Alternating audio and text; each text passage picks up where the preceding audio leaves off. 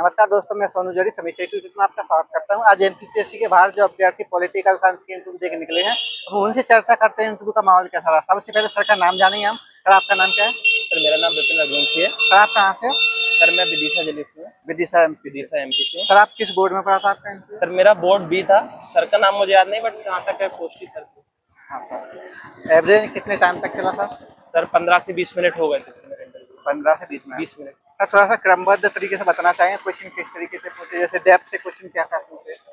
Sir Depp में जैसे सबसे पहले तो आपसे आपका जैसे मेरा विदिशा जिला है, तो मुझसे विदिशा जिले से संबंधित एक कोई क्वेश्चन पूछा था, और जिसको मैं अभी रिकॉल नहीं कर पा रहा हूँ, मैं भूल रहा हूँ। हाँ। इसके बाद सर वो मेरे एजुकेशनल बैकग्राउंड पर आए थे कि जैसे मैं दिल्ली विश्वविद्यालय से रहा हूँ, उसके बाद जेएनयू में रहा हूँ, तो उन्होंने मुझसे पूछा कि दिल्ली विश्वविद्यालय और जेएनयू के पीयर ग्रुप में क्या डिफरेंस है। फिर इसके बाद वो कहने लगे कि आपके ऐसे कौन से टीचर हैं जिससे आप ज़्यादा इन्फ्लुएंस हुए हैं एंड क्यों इन्फ्लुएंस हुए हैं। तो फिर मैंने बताया कि सर मेरे एक टीचर हैं, तो इनसे मैं इन्फ्लुएंस हुआ हूँ। तो इसके बाद उन्होंने पूछा कि आपको कौन सा सब्जेक्ट, मतलब स्पेसिफिक सब्जेक्ट पूछा। जैसे मैंने कह दिया सर वो शायद मुझे वेस्टर्न पॉलिटिकल थॉट पढ़ाते थे, तो उन्होंने मुझसे डायरेक्ट लेनिन के बारे में पूछने लगे फिर कि लेनिन की बुक्स बताओ, लेनिन ने पॉलिटिकल पार्टीज पर क्या कहा है।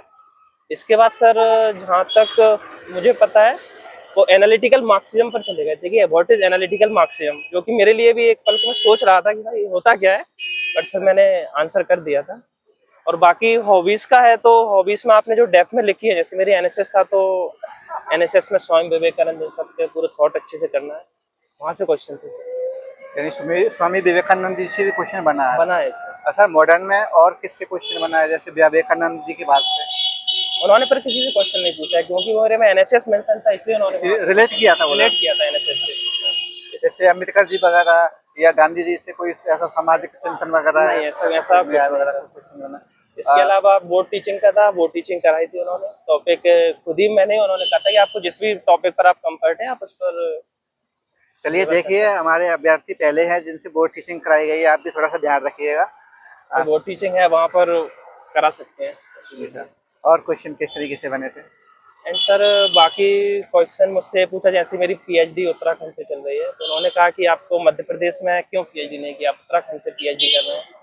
इसके बाद एक जो बोर्ड सर थे, उन्होंने मुझसे, जैसे मेरा पीएचडी का टॉपिक है कि जियोपॉलिटिक्स ऑफ इंडियन ओशन, हाँ, मुझसे फिर वो इंडियन ओशन के बारे में पूछने लगे, नेबरहुड फर्स्ट पॉलिसी क्या है। तो ये मैं कहूँगा कि अपने डेप्थ से और अपने पीएचडी टॉपिक से ही रहेगा, इसमें कुछ ज़्यादा ये नहीं कि मुझसे इंडियन ओशन पूछा तो आप भी इंडियन ओशन पढ़ लो। नहीं, वो अलग अलग रहा था थोड़ा। सर जैसे भारतीय संविधान से कोई स्पेशल कोई आर्टिकल वगैरह से कोई क्वेश्चन रिलेट किया? नहीं है, ऐसे उससे कोई आर्टिकल नहीं पूछा है। और संसद से कोई कानून वगैरह का कोई? संसद का भी कोई कानून नहीं। मैं ये कह रहा हूँ, जैसे मेरा डेप में था कि अंतर्राष्ट्रीय संबंध से मेरा मास्टर्स है। हाँ, तो इसलिए मेरे क्वेश्चन वहाँ से इंटरनेशनल रिलेशन, अंतर्राष्ट्रीय संबंध पर ही फोकस थे। अंतर्राष्ट्रीय संबंध पे किस तरीके से क्वेश्चन बने सर? कोई संगठन का नाम वगैरह स्पेशली मेंशन किया था? सर स्पेसिफिकली नाम तो मेंशन नहीं किया था, लेकिन उन्होंने यही पूछा था कि नेबरहुड पॉलिसी और नेबरहुड फर्स्ट पॉलिसी में क्या डिफरेंस है, ये पूछा। इसके बाद उन्होंने कहा कि जियो पॉलिटिक्स पर 2-3 किताब के नाम बताइए, जिसमें थोड़ा भूल गया था, तो याद नहीं आई थी। सर अंतर्राष्ट्रीय संबंधों को भी करेक्ट से रिलेट किया था? उन्होंने वहाँ से मुझसे कोई क्वेश्चन नहीं पूछा। मैं एक्सपेक्ट कर रहा था कि वहाँ से जैसे कि अभी चल रहा है तो थोड़ा सा इंटरनेशनली पूछ सकते हैं, क्योंकि वो कुछ भी है, बट मेरा वो पीएचडी का टॉपिक था, इसलिए इंडिया नेबरहुड, इंडियन ओशन यहाँ ही रहा। सर एमपी से रिलेट है आप, तो एमपी का कोई राजनीति का कोई क्वेश्चन पूछा आपसे? सर एमपी का मुझसे नक्सलिज्म का क्वेश्चन आया था कि नक्सलिज्म को कैसे खत्म कर सकते हैं, और भारत सरकार के कौन कौन से इनिशिएटिव हैं, और मध्य प्रदेश सरकार के भी। तो ये नक्सलिज्म से एक क्वेश्चन था कि कौन कौन से जिले प्रभावित हैं। सर न्यू एजुकेशन पॉलिसी से कोई क्वेश्चन आया था? नहीं सर, इससे कोई क्वेश्चन नहीं था। सर ऐसा शिक्षा से संबंधित कोई योजना पूछी है? सर योजना तो नहीं पूछी, बट जैसे मेरी पीएचडी का उन्होंने पूछा था आप किस रिसर्च डिजाइन का यूज कर रहे हैं, तो उससे आया था कि जैसे मेरी क्वालिटेटिव है, तो मुझसे कहते हैं कि आप हाइपोथेसिस के बारे में बताइए। ये सब मुझसे, मतलब पीएचडी पर मेरा ज्यादा फोकस रहा है। जैसे आपने बताया कि मेरे रिसर्च पे क्वेश्चन पूछा था, रिसर्च पे किस तरीके से आपसे कोई डॉक्यूमेंट्री पूछा था, तो या व्यवहारिक तौर पर कोई क्वेश्चन बना था, या कोई समस्या बेस्ड कोई क्वेश्चन बना था? समस्या बेस्ड तो इन्होंने कहा था कि आपके कौन कौन से हाइपोथेसिस हैं, आप रिसर्च क्वेश्चन बनाएंगे या हाइपोथेसिस पर ज्यादा फोकस करेंगे। उसके अलावा मुझसे पूछने लगे कि आप अभी कुछ साल 1-2 महीने पहले एक किताब आई है इंडियन ओशन पर, उसका पता है? तो मैंने कहा सर नहीं है मुझे पता, बट फिर मैम ने कहा कि आपको पढ़ना चाहिए, अच्छी बुक है। इस तरीके से रहा है। सर आप थोड़ा सा बताना चाहेंगे आपने सॉरी कितने क्वेश्चनों पे हैंडल किया था?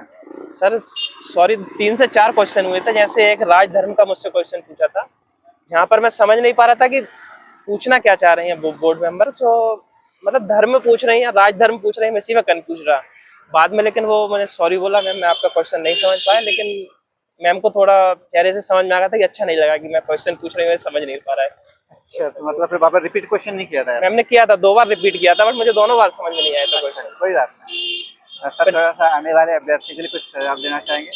मैं तो बस इतना कहूंगा कि आप अपने डेप पर ही फोकस रखें। बाकी ज्यादा कि इससे क्वेश्चन पूछ रहे हैं, मोस्टली डेप ओरिएंटेड ही होगा, इसलिए डेप पर ही फोकस रहना चाहिए। ओके सर, बहुत बहुत धन्यवाद हमारे साथ जुड़ने के लिए। आपको बहुत बहुत शुभकामनाएं हमारी टीम की तरफ से। Thank you. बहुत बहुत धन्यवाद। Thank you Thank you. Sir.